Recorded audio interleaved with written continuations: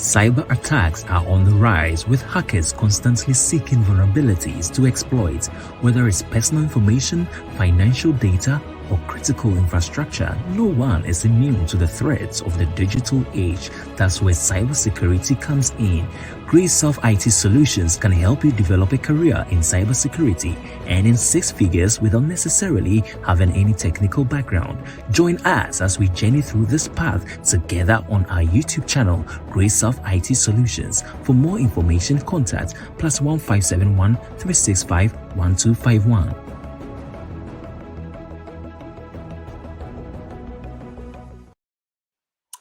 Hello everyone, welcome to my channel. My name is Eric Obin. If today is your first time on this channel, please do well to subscribe to my channel so that anytime I drop any new content, you'll be the first person to be notified. Today we want to look at another step in the 7 steps of the RMF. Remember, we said in our previous videos that in order to pass the Cgrc exams, you have to know your steps. You have to know your steps. And we looked at the prepare step, we looked at the categorization step, we look at the select step, we looked at the implement step, and we want to look at the assessment step or the assess step. Now, I want you to pay attention when it comes to the assessment step, because most of the questions rely on your ability to know the concept behind the assessment, the authorization, and the continuous monitoring. And because of that, if you look at the NIST publication 37 revision 2, it stated that it has 6 steps under the assessment step. So what I'm going to do is that I'm going to break it into 2s. So today we're going to look at the first 2. In the next video, we'll look at the other 2. Then we'll look at the last 2, because it is very, very important. Again, it is very, very important. So we don't want to rush through. Just want to take our time and look at what you need to know and understand so far as the assessment step is concerned. So let's get into it. Now let's look at the purpose. Now the purpose of the assessment step is to determine if the controls selected for implementation are implemented correctly, operating as intended, and producing the desired outcome with respect to meeting the security and privacy requirements for the system and the organization. Remember, we said that in the implementation step, we implement the controls that have been selected. Now, after it has been selected and implemented, now what needs to be done is that we need to assess and make sure that the controls that were implemented were, 1, implemented correctly, operating as intended, and producing the desired outcome or results. So these are the 3 things that I want you to pay attention so far as the assessment step is concerned. Please, again, pay attention. Implemented correctly. The controls that were selected, were they implemented correctly as stated in the SSP? Are they operating as intended? How it's supposed to operate? The behavior. Is it what is stated in the SSP? And are we getting the desired outcome with respect to meeting the security and privacy requirement for the system and operations? These 3 keywords are very, very important, and I want you to pay attention. And as I said earlier, the assessment step has 6 tasks, but I'm going to just take 2 of the tasks today, and continue with the subsequent ones in the videos that will follow. So the first task in the assessment is the assessor selection. In other words, selecting of the assessor. Who is an assessor? An assessor is an individual or a group who goes in to conduct the assessment. So now, let's look at what we need to pay attention. Organizations consider both the technical expertise and level of independence required in selecting control assessors. So the question is, who does that? Now, the authorizing official or the AODR, that's the authorizing official designated representative, does the selection of the control assessor or the assessors. This is very important. The primary responsibility under the selection of the assessor is the authorizing official or the AODR, the authorizing official designated representative. This is very important. Now, look at the first bulletin that we have here. It says we have to consider the technical expertise and the level of independence. This is key in choosing who has to do the assessment. Now, the question we want to ask ourselves is that why are these keywords important? They are important because when it comes to assessing the security controls, you have to know the behavior pattern of how each of the controls function, which therefore involves that you have to be technically savvy, you have to be technically good, you have to know how the controls behave, you have to know how the administrative, the technical, and all the controls, how they work. You have to know them. The physical controls, how they behave, the technical and administrative controls. In fact, you cannot afford to be a novice or naive when it comes to assessing the controls, because the essence of implementing the security controls is to protect the information system from cyber attack. Therefore, just imagine that if these controls have been implemented and you, the assessor, you don't know how it works, how then can you know if it was implemented correctly or not? Therefore, let's continue.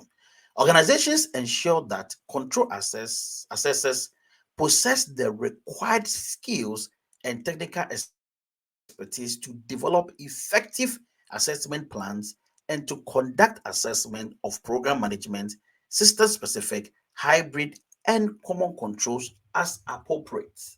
This is what I had already explained. Let's move on. Organizations can conduct self-assessment of controls or obtain the services of an independent control assessor. An independent assessor is an individual or group that can conduct an impartial assessment. Therefore, when you talk about impartial assessment, what does it mean?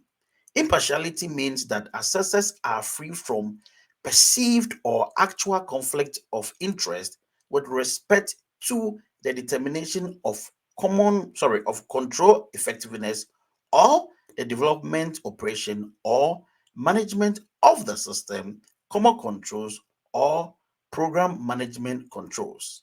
The senior agency official for privacy is responsible for conducting assessment of privacy controls and documenting the results of the assessment. So the last point talks about the senior agency official for privacy. That is when your system involves PII. That is very important. Now, the senior agency official takes care of that. Now, let's go back and look at what that point means. Now, what it means is that as a company, you are required to have self-assessor, where you have an assessor who does the assessment within. You can have somebody who also knows how to do it and is within. And that really helps when the system is under continuous monitoring. At least it is being done periodically, so maybe quarterly. So at least if somebody is in the organization that can monitor and assess it from time to time, there's nothing wrong with that. However, now the need for the independent control assessor is that, let's imagine that you choose me as an assessor in your company. Of course, if I happen to be one of the board of directors, or if I'm within, I can compromise with a system. So which means that a control which needs to be filled can be passed, and in the long run would affect the system that is being developed.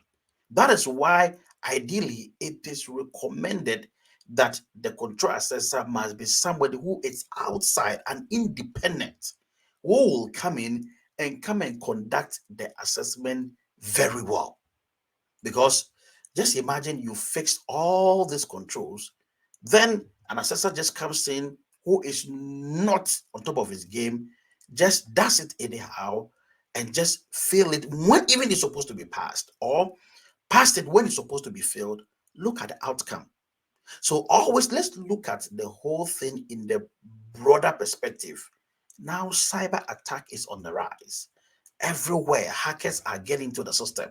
And the essence of this RMF is to make sure that we have policies and implementations that will help fight against cyber attack, and therefore the need for security controls. So if the assessor doesn't know his job, there's going to be a problem.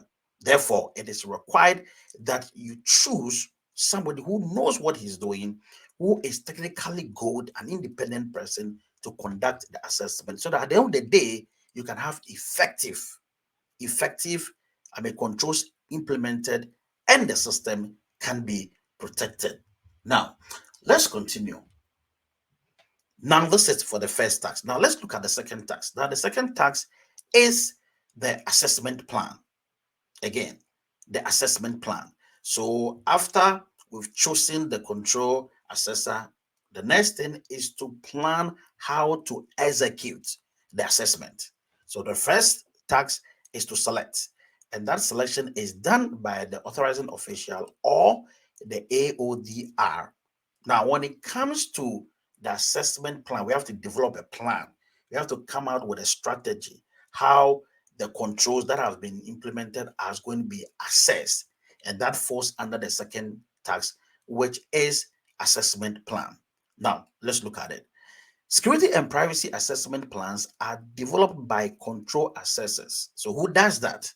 We have the control assessor who develops it, then gives it to the authorizing official or the AODR to approve it. That is why you realize that we have two primary responsibilities over there.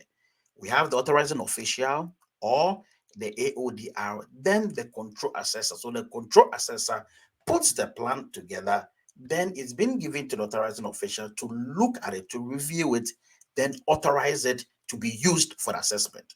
So again, let's look at it.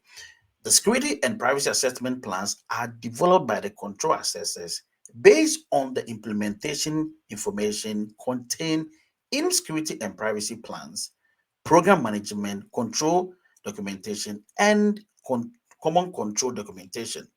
Assessment plans are assessment plans also provide the objectives for control assessment and specific assessment procedures for each control. Assessment plans reflect the type of assessment the organization is conducting. That's what I said, including, for example, developmental testing and evaluation, independent verification and validation, audit, including supply chain, assessment, supporting system, and common control authorization or reauthorization, program management control assessment, continuous monitoring, and assessment conducted after remediation actions. Now, this point will further be explained when we are talking about the control assessment and when we get to the the continuous monitoring step. So we'll look at it further when we go there. But then what you have to bear in mind is that now the plan is being done by the control assessor and is being approved by the authorizing official. Now let's go ahead. Assessment plans are reviewed and approved by the authorizing official or the designated representative of the authorizing official to help ensure that the plans are consistent with the security and privacy objectives of the organization, employ procedures, methods, techniques, tools, and automation to support continuous monitoring and near real-time risk management, and are cost effective. Approved assessment plans establish expectations for the control assessment and the level of effort for the assessment. Approved assessment plans help to ensure that appropriate resources are applied towards determining control effectiveness while providing the necessary level of assurance and making such determination. Wow. So that is it. So what are we looking at? Let's look at the summary. The Security and Privacy Assessment Plan provides the objective for the security control assessment. And also, the Security and Privacy Assessment Plan is a detailed roadmap on how to conduct such an assessment and assessment procedures. Bear in mind that. That's very important. So in summary, that's what we are talking about. We are saying that the essence of the Security Assessment Plan is to provide an objective. Why are we doing assessment? Why must we assess the security controls? Then it also serves as a roadmap on how to go about with it. And who does that? The plan is being put together by the control assessor and it's been approved by the authorizing official or the AODR. And the last summary, when it comes to the selection of the control assessor, what we are looking for is a technical expertise and a level of independence. These two things, mark it somewhere. Don't forget it. It's very important so far as the exam is concerned. Please and please and please and please note that. Technical expertise and level of independence. And the control assessor is selected by who? By the authorizing official or the AODR. I hope this really helps. And as I said, the assessment step has 6 tasks. We've talked about 2 today. In our subsequent videos, we'll talk about the next 2, then the next 2 will follow. So the special publication for the assessment is going to be the 837 Rev 2, then 853A Revision 5. So a clue to remember in the exams room is 53A. A stands for assessment. 53A. A stands for assessment revision 5. I hope this video really helps you. So you want to take your time and review it and kindly share so that somebody somewhere will also have access to it. Again, I'm your tutor, Eric Obin. See you in the next one. Cyber attacks are on the rise, with hackers constantly seeking vulnerabilities to exploit, whether it's personal information, financial data, or critical infrastructure. No one is immune to the threats of the digital age. That's where cybersecurity comes in. Grace of IT Solutions can help you develop a career in cybersecurity, earning 6 figures without necessarily having any technical background. Join us as we journey through this path together on our YouTube channel, Grace of IT Solutions. For more information, contact +1571 365 1251.